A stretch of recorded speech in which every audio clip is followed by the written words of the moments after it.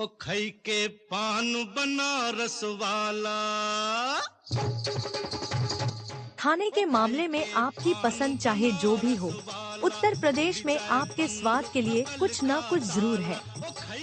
चाट, समोसे, रस मलाई और कबाब से लेकर हर चीज यहाँ के खाने का हिस्सा है। खाना मिट्टी के बर्तन में पकाया जाता है जिसे हांडी कहते हैं।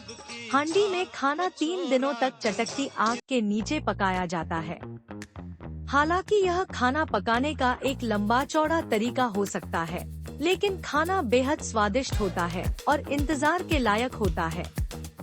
लखनऊ के नवाबों के बावर्ची शाही रसोइये ने खाना पकाने की एक शैली की शुरुआत की थी जिसे दम पुख्त के नाम से जाना जाता है। भोजन को कई घंटों तक धीमी आंच पर पकाया जाता है ताकि सभी समृद्ध मिट्टी के स्वाद और सुगंधित मसालों को इसमें शामिल किया जा सके। खाना पकाने का यह तरीका लखनऊ के लिए अनूठा है। नंबर 1, पेठा। ताजमहल का दीदार करने वाले अपने जहन में ताज की खूबसूरती के साथ यहाँ की मिठास को भी साथ लेकर जाते हैं। शहर की आन और शान पेठा यूं ही विश्व भर में प्रसिद्ध नहीं है।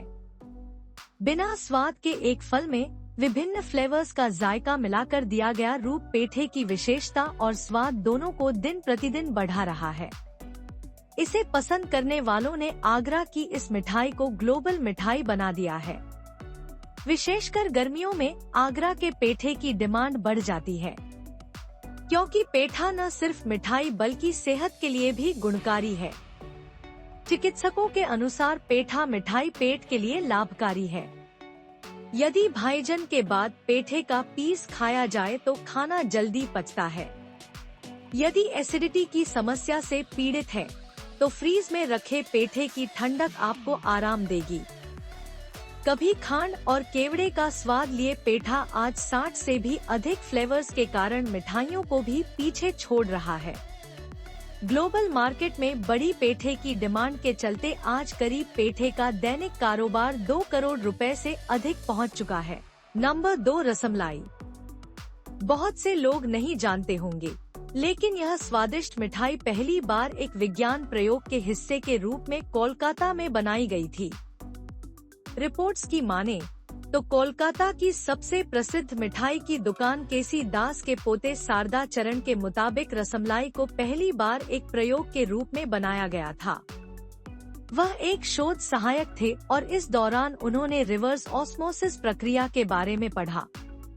इस प्रक्रिया का उपयोग करते हुए शारदा ने सबसे पहले मीठे रसगुल्ले को संरक्षित करना सीखा, जिसके बाद डिब्बाबंद रसगुल्ले का आविष्कार हुआ। केसी दास ने इस प्रयोग को आगे बढ़ाने के बारे में सोचा और इस तरह रसमलाई का आविष्कार किया। ऐसा माना जाता है कि जिस स्थान पर दास परिवार की दुकान थी, वह मारवाड़ी समुदाय से घिरा हुआ था। इस स्वादिष्ट मीठे व्यंजन को लोगों तक पहुंचाने का श्रेय मारवाड़ियों को जाता है। उन्होंने इस स्वीट डिश को देश भर में फैलाने का काम किया। जैसे जैसे इसकी लोकप्रियता बढ़ती गई, वैसे वैसे लोग इसके स्वादों के साथ प्रयोग करने लगे। सादी रसमलाई से लेकर केसर और इलायची वाली रसमलाई तक लोगों को यह मीठी डिश खूब पसंद आने लगी। नंबर 3, शाही टुकड़ा। शाही टुकड़ा बनाने के लिए ब्रेड के टुकड़ों को रिफाइंड घी या तेल में सुनहरा होने तक तला जाता है। इसके बाद इसे मीठे दूध की चाशनी में डुबोया जाता है। फिर रबड़ी में मिलाकर इस पर बादाम, काजू, चिरौंजी, केसर और अन्य ड्राई फ्रूट्स डाले जाते हैं। इसे परोसते समय दूध की मोटी मलाई और बारीक कटे ड्राई फ्रूट्स का इस्तेमाल किया जाता है, जो इसके स्वाद को और भी खास बनाता है। यह आम तौर पर विशेष अवसरों के लिए बनाया जाता है और दूध, चीनी, इलायची और केसर के इस्तेमाल से बनाया जाता है। इसे आप तीज त्योहारों पर बनाकर खुशी को दोगुना कर सकते हैं। नंबर 4, लाल पेड़ा। काशी की सबसे मशहूर दूध वाली मिठाई सदियों पुरानी लाल पेड़ा है, जिसकी यात्रियों, खाने के शौकीनों और इतिहासकारों ने खूब तारीफ की है। काशी का यह पारंपरिक दूध उत्पाद काल भैरव मंदिर, काशी विश्वनाथ मंदिर और संकट मोचन हनुमान मंदिर में प्रसाद के रूप में चढ़ाया जाता है।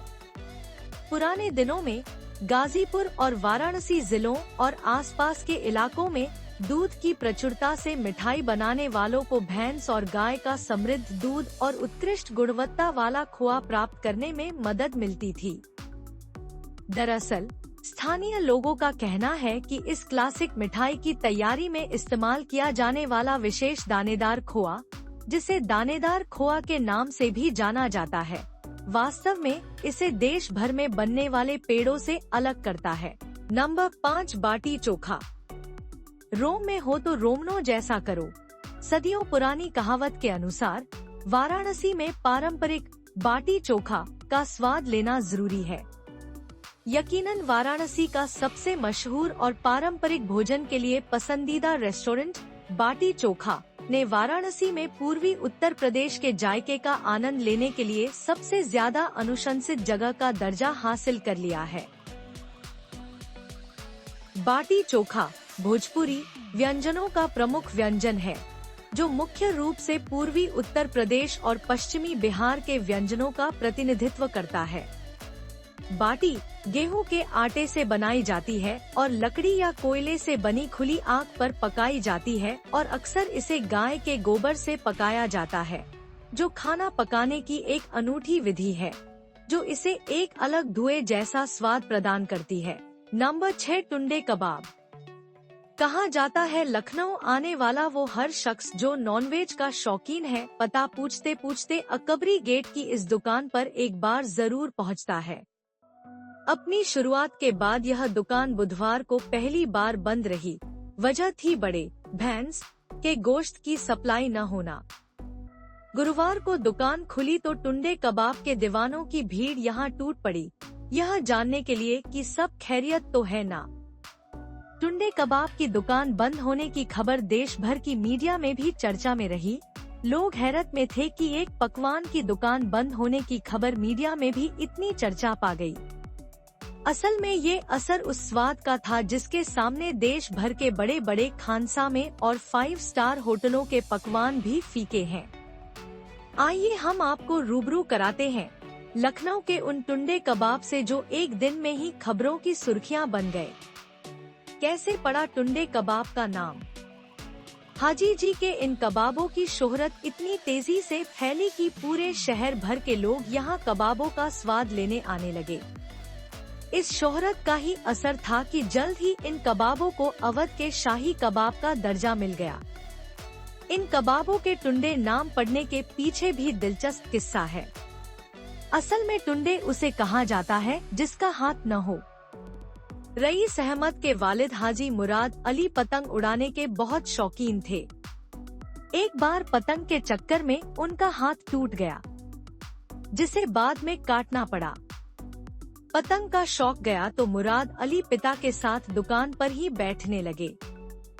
टुंडे होने की वजह से जो यहाँ कबाब खाने आते वो टुंडे के कबाब बोलने लगे और यहीं से नाम पड़ गया टुंडे कबाब। नंबर 7 लखनवी बिरयानी। नवाबों के शहर लखनऊ में मिलने वाली पक्की बिरयानी जैसा स्वाद कहीं और नहीं। बिरयानी एक ऐसी डिश है जो ज्यादातर लोगों की फेवरेट फूड की लिस्ट में सबसे ऊपर होती है। वैसे तो बिरयानी देश में हर जगह मिलती है, लेकिन लखनऊ की बिरयानी की बात ही कुछ और होती है। नवाबों के शहर लखनऊ में मिलने वाली बिरयानी जैसा स्वाद कहीं और नहीं आता। इसीलिए लोग दूर दराज से जब लखनऊ आते हैं तो यहाँ की बिरयानी और कबाब का स्वाद जरूर लेते हैं। बिरयानी 2 तरह से बनती है, पक्की और कच्ची।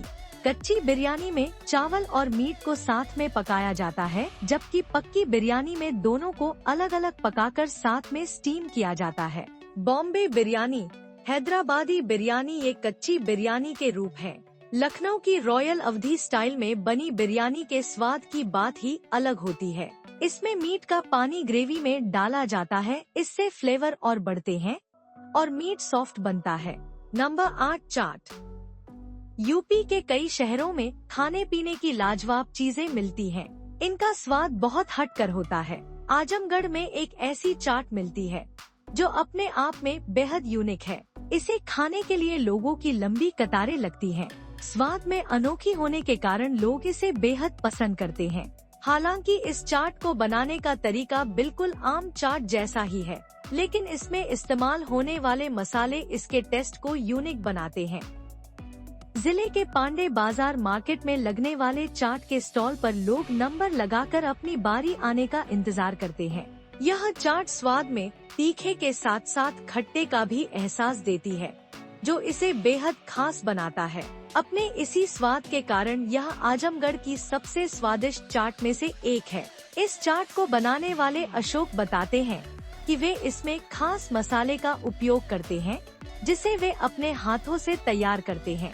नंबर 9 मुर्ग मुसल्लम। यूं तो मुगलों के दौर से भारत को कई खास तरह के पकवान मिले हैं, जिनकी अपनी एक कहानी, अपना एक इतिहास है। भारत में ये कुछ इस तरह छा गए मानो इनका वास्ता यहीं से हो। लेकिन आज हम आपको उस खास डिश के बारे बताने वाले हैं जो अकबर के दस्तरखान पर परोसा जाता था। हालांकि इसको पसंद करने वाले लोगों को अब इसके इतिहास में दफन होने का डर भी सताने लगा है। इस खास पकवान का नाम है मुर्ग मुसल्लम। मुर्ग मुसल्लम, मुर्ग यानी मुर्गा और मुसल्लम मतलब पूरा। मुसल्लम उर्दू का लफ्ज है जिसमें इसका मतलब है पूरा, यानी कि पूरा मुर्गा। मुर्ग मुसल्लम एक ऐसा व्यंजन है जिसमें पूरे चिकन को अदरक लहसुन के पेस्ट में मैरिनेट किया जाता है और उबले हुए अंडे भरे जाते हैं और केसर, दालचीनी, लौंग, खसखस, इलायची और मिर्च जैसे मसालों के साथ पकाया जाता है। इसे सूखा या ग्रेवी दोनों में पकाया जा सकता है और बादाम और चांदी के वर्क से सजाया जाता है। मुर्ग मुसल्लम का उल्लेख आईन अकबरी, एडमिनिस्ट्रेशन ऑफ अकबर में मुसम्मन के तौर पर किया गया है। आईन अकबरी मुगल सम्राट अकबर के वजीर अबुल फजल द्वारा लिखी गई है। इन्होंने अकबर की शाही रसोई को 3 भागों में बांटा है। पहला गोश्त वाले पकवान, दूसरा गोश्त और चावल वाले पकवान और तीसरा विदेशी मसालों और मेवों के साथ पकाया गया गोश्त। मुर्ग मुसल्लम इसी तीसरी श्रेणी में आता है।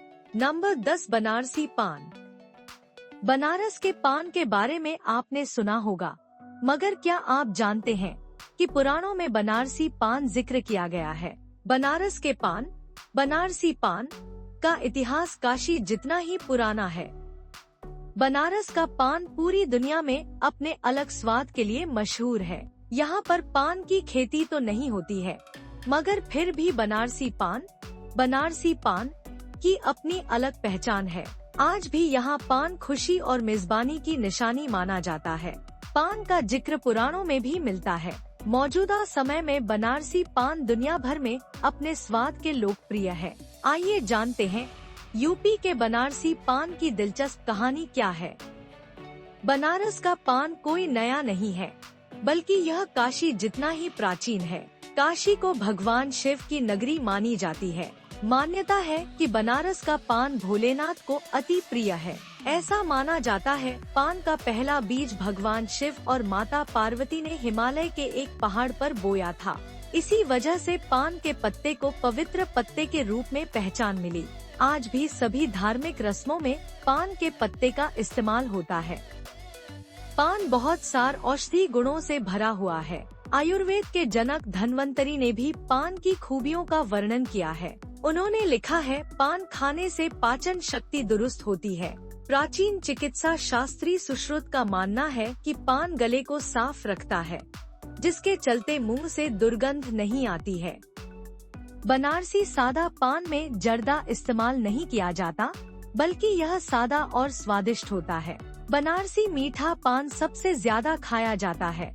इस पान को तैयार करने में कई तरह के मीठे और स्वादिष्ट मसालों का उपयोग किया जाता है। इस पान को महिलाएं और युवा सबसे ज्यादा पसंद करते हैं। वहीं पंचमेवा पान में 5 तरह की मेवा का इस्तेमाल होता है। किसी विशेष मौके पर इस तरह के पान को खिलाया जाता है। जर्दा पान में मसालों के साथ जर्दे का भी इस्तेमाल होता है। बनारस के पान में प्रयोग होने वाले जर्दे की भी अपनी अलग खासियत है। इंडियन फूड खजाना एक हाउसवाइफ क्लास के लिए पहल है, जो कि उनके लिए एक सेल्फ इंडिपेंडेंसी के लिए क्रिएट की गई है। इस पहल में हर राज्य से हाउसवाइफ्स कनेक्ट हो रही हैं। और साथ ही साथ हर राज्य के खाने को एक ही प्लेटफॉर्म पर दिखा रही हैं। आप कौन से राज्य से इसे देख रहे हैं? कमेंट बॉक्स में जरूर बताएं और इंडियन फूड खजाना का हिस्सा बनने के लिए हमसे संपर्क करें। साथ ही साथ हर राज्य का स्वाद लेते रहें और स्वस्थ रहे, मस्त रहे। राधे राधे दोस्तों। No fear can stop her now.